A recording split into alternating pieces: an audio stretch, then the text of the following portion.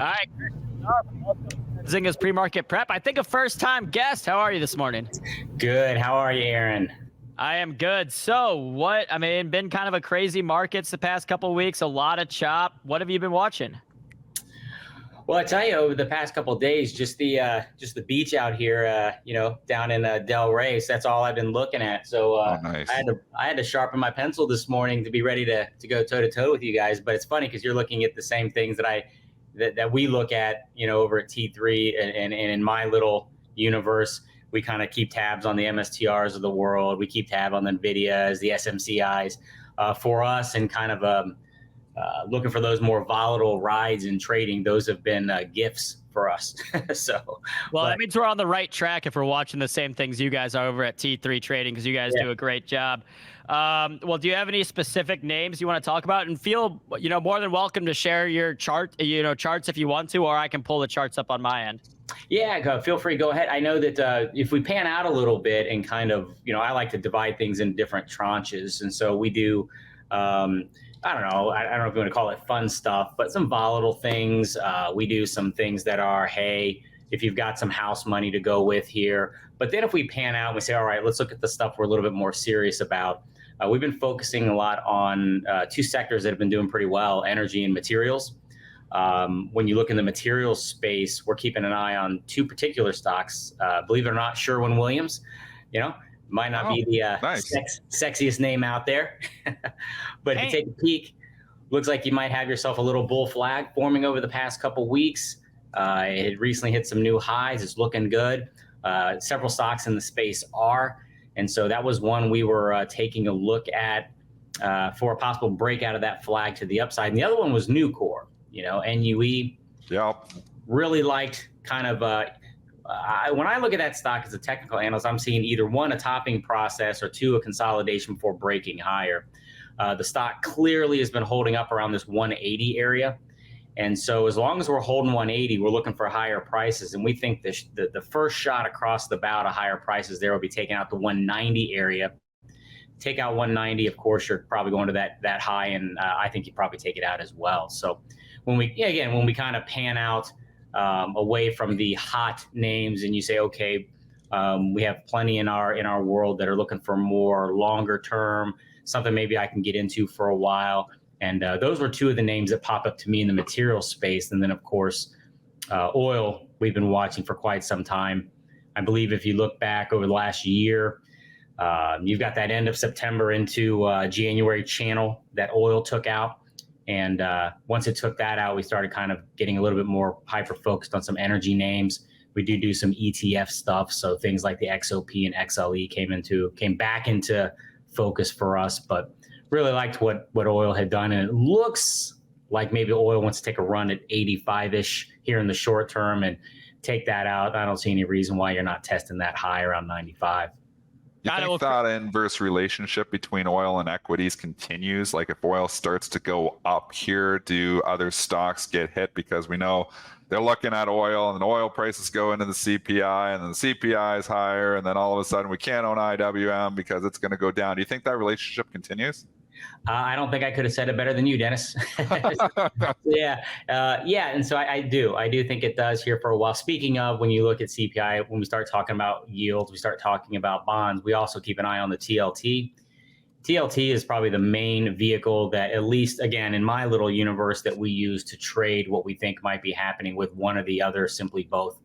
And TLT, if you look back and you kind of pan out over, like, say, right around that area, look back and notice that area around 92. Take out the dip back there in September, October, November. Look how often that 92-ish area has given us some support on the TLT. You go back into 2022, you go back right there before September. Once we got back above it, we held support there again.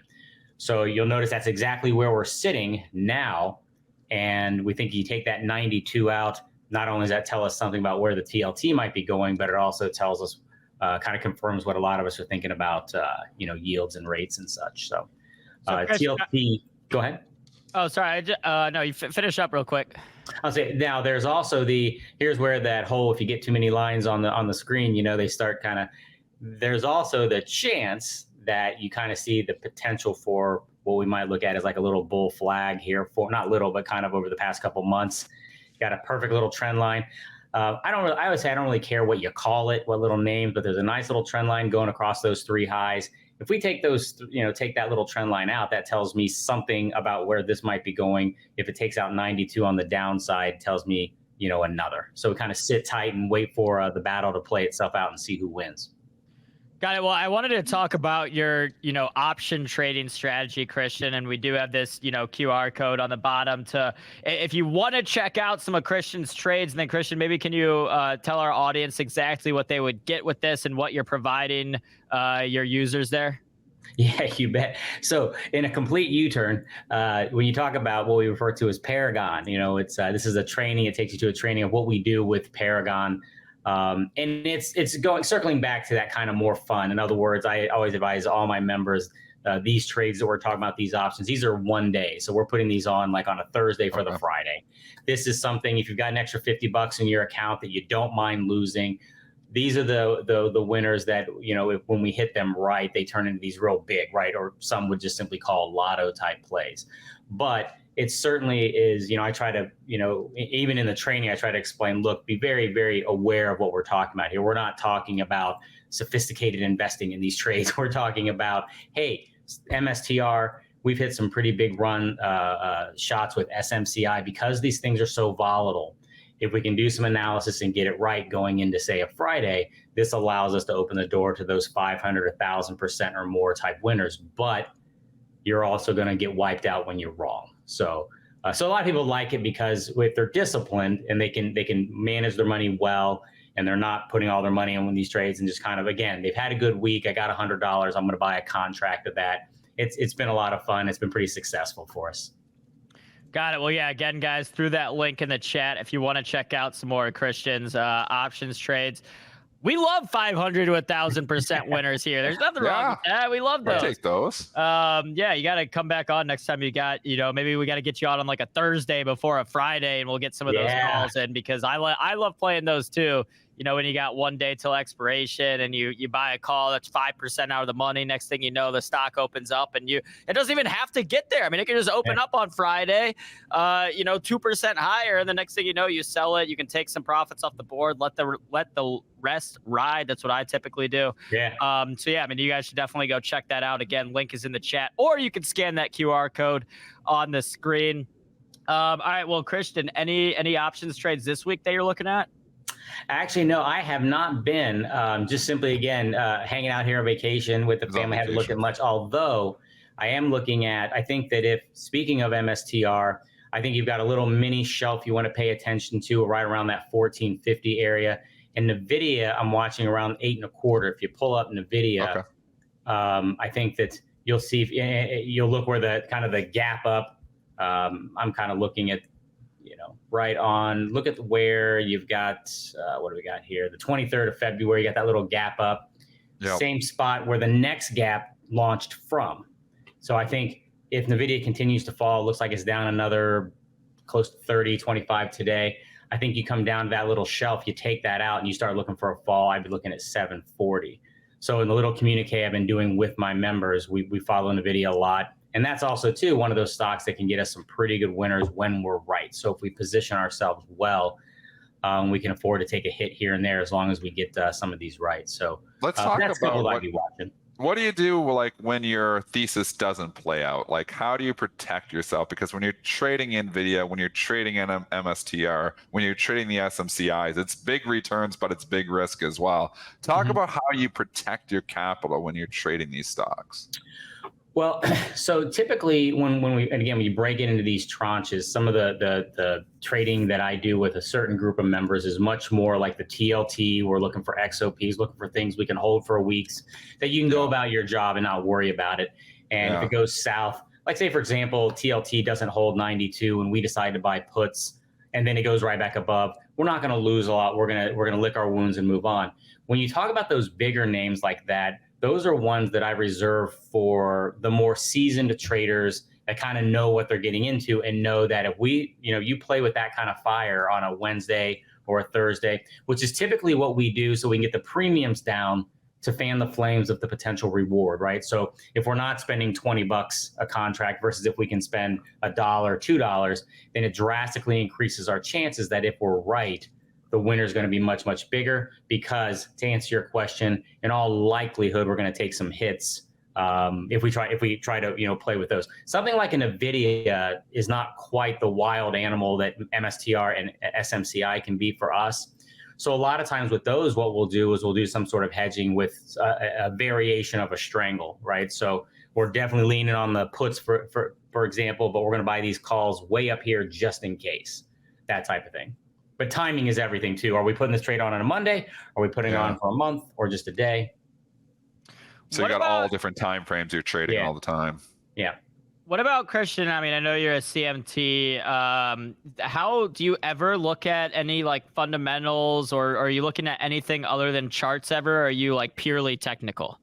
Purely technical. Now, I become aware of some of those big news market moving events where that could put us in position, specifically with that type of strangle strategy where, hey, look, I'm not sure what the outcome is going to be, but I think it's going to be a big outcome.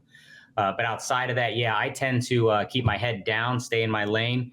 And for what I do, I think when you start getting into the fundamentals and the news, what can happen, obviously not guaranteed, but what can happen is you start to become emotionally, psychologically attached to that fundamental or news story and ignore what price might be telling you, which discounts everything, right? So I tend to keep my head down, right onto those charts, yes. Looking at the chart here, I'm looking at just a daily chart of the Qs or, SPY. Like, does this look bullish to you, bearish to you? Or are we kind of I feel like we're kind of at this inflection point up here where it kind of it looks like on the chart it could go either way.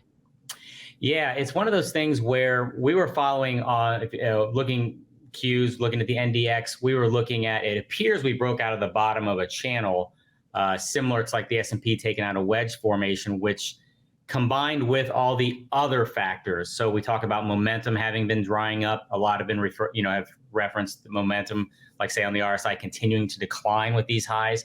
So what that tells us is that obviously price is hitting highs, but it's weaker as it goes, tends to be a formula for an eventual fall. Some breadth measures have been a concern to us. So like stocks keeping up, specifically when we look at the leadership that had been those tech names. I think what I've been advised everybody is, look, a trend in force stays in force until otherwise noted. Be cautious trying to short this thing. But we're seeing so many signs that, and everyone needs to remember too, it's okay, right? Like some people get really upset when you say, I think there's going to be a pullback. I'm like, it's okay. It's healthy for a market to watch this stuff out. You want that because, as the saying goes, healthy markets take a breath. If they don't, they die, right? Or they have a heart attack. You want, I always joke on my calls with like Jack Nicholson, with A Few Good Men. You want that pullback. You need that pullback, right? You got to have that, because I always challenge my listeners, go find me that security that looks like MSTR does right now, like the chart you just pulled up. Go show me the one that didn't crash hard eventually. Yeah. Right? Yeah. Go find those meme stocks, those work at home stocks, those .coms. Go show me the one that didn't crash hard eventually. And we don't want that, right? We want that nice, good market going up. So I think that's what we need badly right now. Otherwise, I start to get concerned about the health of the bull if we just keep doing that. Yeah, and a lot of times I feel like when you do get the pullbacks, you have the kind of perma bears or the people that had been bearish, taking a victory lap. See, I was right. And it's like, no, I mean, NVIDIA pulled back from, 950 to 850, right? It's still up 400% and probably still in a bullish trend. That's not to say it couldn't go lower from here, but I mean, like pullbacks, like you said, Christian, are healthy. All right, well, it is 8:50. Again, you have the QR code on the bottom of the screen. I'll throw that link in the chat one more time if you want to check out Christian's options trades. Someone in the chat, Christian, was asking if you got any social media presence, anywhere they can follow you on Twitter, anything like that? Yeah, at CMT Stock Coach. That's on Twitter. CMT. Not only am I a CMT, but that actually is my initials too. Oh wow! CMT you were destined for that. Yeah. Yes, they recruited me. So nice. Yeah. All right, well, I'll drop that Twitter link in the chat as well. Christian, great conversation today. Loved having you on. We'll have to get you on again in the future. Absolutely. Thanks, guys. I appreciate it. Have a great morning.